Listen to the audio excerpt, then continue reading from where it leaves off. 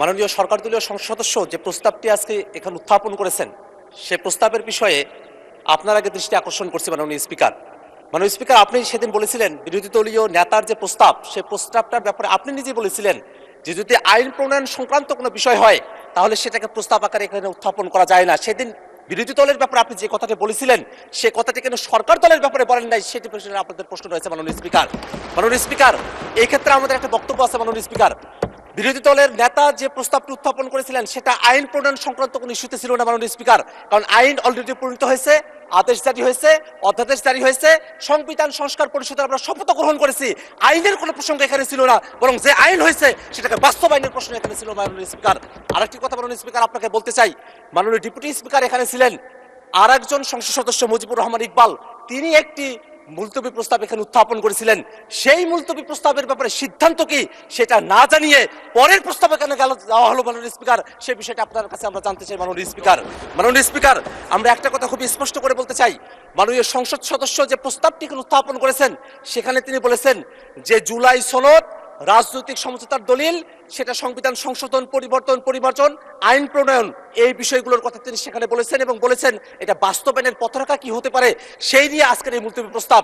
মাননীয় স্পিকার, আপনার মাধ্যমে আমি তাদেরকে জানিয়ে দিতে চাই যে আজকে যে প্রস্তাবটি তিনি এখানে উত্থাপন করেছেন সেই প্রস্তাবটি উত্থাপন হওয়ার যোগ্য প্রস্তাবই নয়। মাননীয় স্পিকার, বিরোধী আমাদের যারা সরকার দলীয় সংসদ সদস্যরা আছেন তারা যে স্মৃতি বিস্মৃত হয়ে গেছেন সে বিষয়টা আমাদেরকে কষ্ট দেয়। মাননীয় স্পিকার, আমাদের মনে রাখা প্রয়োজন 31শে জুলাই যেদিন ঐকমত্য কমিশনে সংস্কারের প্রস্তাবনাগুলো নিয়ে আলোচনা কনক্লুশন হলো, সেই দিনই সেই বৈঠকেই বাস্তবায়নের বিষয় নিয়ে কি আলোচনা হতে পারে সেটা নিয়ে সকল রাজনৈতিক দল আমরা সেখানে প্রস্তাব উত্থাপন করেছিলাম।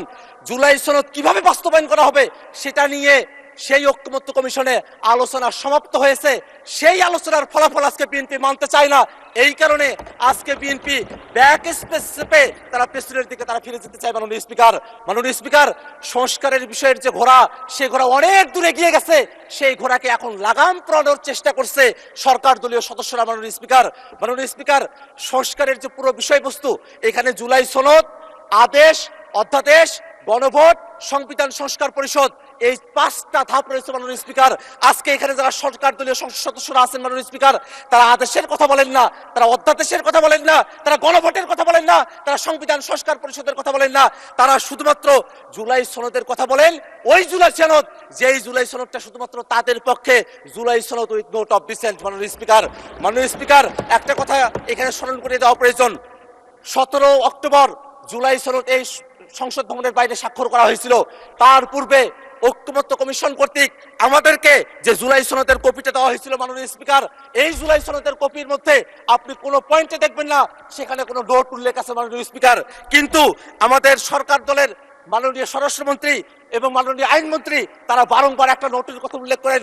সেই নোটটা হচ্ছে অবশ্য কোন রাজনৈতিক দল বা জোট তাদের নির্বাচনী ইশতেহারে উল্লেখপূর্বক যদি জনগণের ম্যান্ডেট লাভ করে তাহলে তারা সেই মতো ব্যবস্থা গ্রহণ করতে পারবে।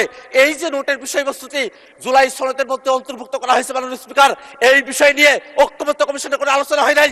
ঐকমত্য কমিশন আমাদেরকে যে জুলাই সনদের খসড়া প্রণয়ন করেছিল সেই খসড়ার মধ্যে এটা ছিল না। কোনো একটা দল বা কোনো একজন ব্যক্তি এই সংসদ প্লাজার সামনে এসে নিজের মতো করে এই নোটটি সেখানে অন্তর্ভুক্ত করেছিল যাতে জাতির সঙ্গে প্রতারণা করা যায়। মাননীয় স্পিকার, আমরা এই বিষয়ে ঐকমত্য কমিশনের যারা দায়িত্বশীল আছেন এবং এখানে আপনারা যারা আছেন তাদেরকে তদন্ত করে এই জোটটি কারা অন্তর্ভুক্ত করেছিল সেই ব্যাপারে আমরা খোঁজ চাই। মাননীয় স্পিকার, আর একটা বিষয় একটু বলে রাখা প্রয়োজন। মাননীয়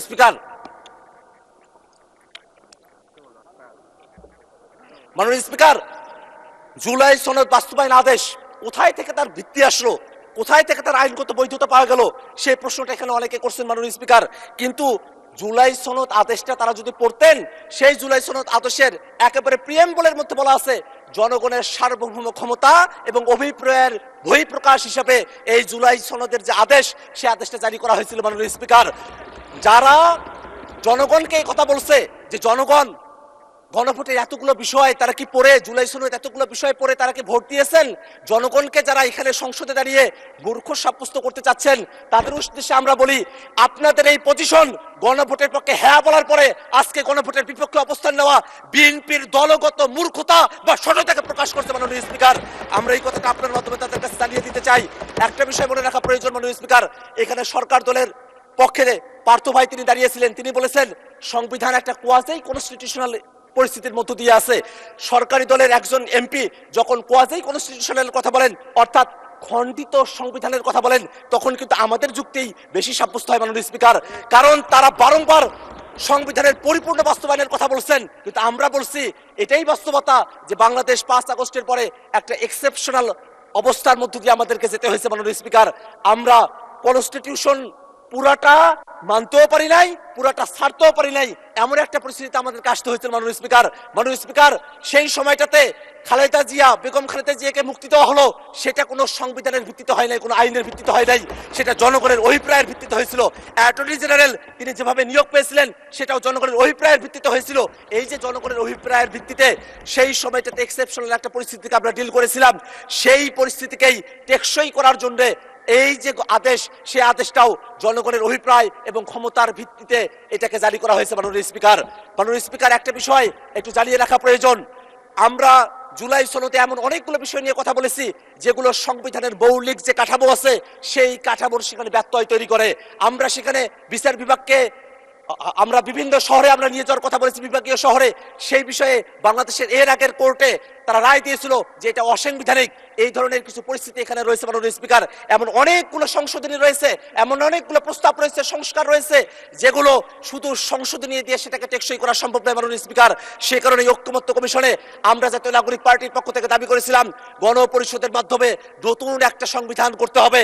সরকার দলের পক্ষ থেকে বলা হয়েছিল সংসদের মাধ্যমে সেটা করতে হবে, এবং তারপরে ঐক্যমত্য কমিশনে সকল দল আলাপ আলোচনা করার পরে সকলে মিলে আমরা সিদ্ধান্ত গ্রহণ করেছিলাম যে গণপরিষদ না, সংশোধনা গাঠনিক ক্ষমতা প্রাপ্ত সংবিধান সংস্কার পরিষদ, তার মাধ্যমেই এই বিষয়টা সুরাহা করতে হবে মাননীয় স্পিকার।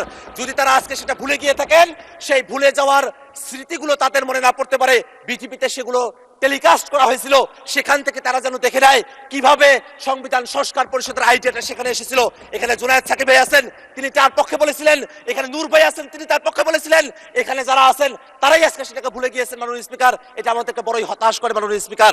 মাননীয় স্পিকার, আমি 1 মিনিট সময় বাড়িয়ে চাচ্ছি আপনার কাছে মাননীয় স্পিকার। মাননীয় স্পিকার, ওকে, 1 মিনিট বাড়িয়ে দেওয়া হলো, 1 মিনিটের মধ্যে শেষ করবেন, তখন মাইক অফ হয়ে যাবে। সংবিধান তো পুরোটা মানা হচ্ছে না মাননীয় স্পিকার। শেখ মুজিবুর রহমানের ছবি প্রত্যেক মন্ত্রীর অফিসে ঝুলানোর কথা, সেটা যে ঝুলানো হচ্ছে না, সেই জায়গার ভিত্তিটা কোথায় থেকে আসলো মাননীয় স্পিকার? এটা তো জনগণ ভিত্তিটা দিয়েছে, সেই কারণে সেটা মাননীয় স্পিকার।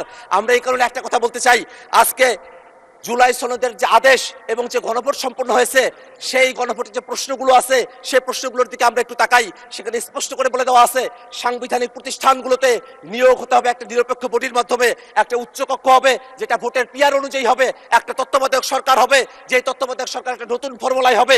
এই বিষয়গুলো বিএনপি পালন করতে চায় না বিধায় তারা আজকে গণভোটের বিপক্ষে অবস্থান নিয়েছে মাননীয় স্পিকার। মাননীয় স্পিকার, আমরা খুবই বিনীত হবে তাদের কাছে একটা কথা জানতে চাই, এই বিষয়টা কোনোভাবেই কোনো বিতর্কের বিষয়বস্তু নয়, এটা কোনো আলোচনার বিষয়বস্তু নয়। বাস্তবায়ন জুলাই সনদ কেমন করে হবে সেই ধাপগুলো ঐক্যমত্য কমিশনে সে আলোচনাগুলো কমপ্লিট হয়ে গেছে।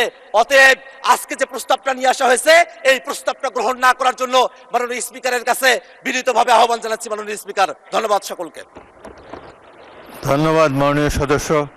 এই সংসদে আপনার অনেক মামা, চাচা, খালু থাকতে পারে, কিন্তু সবাইকে মাননীয় সদস্য বলে, ভাই বলবেন না কাউকে, মাননীয় সদস্য বলে সম্বোধন করবেন ভবিষ্যতে।